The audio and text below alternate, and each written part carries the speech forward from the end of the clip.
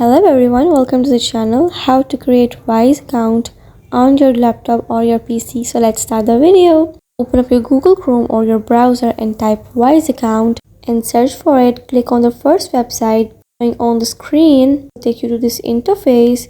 You have to just wait for a while it is opening. After opening it, you have to tap on register. Then to register yourself, you have to fulfill all the requirements.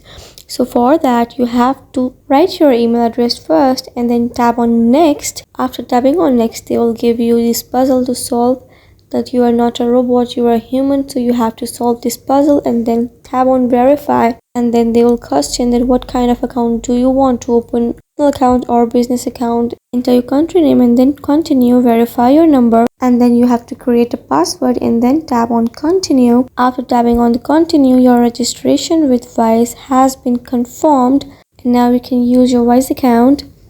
That is how you can make a Wise account for yourself very easily and very simply. I hope this video will help you a lot in any way.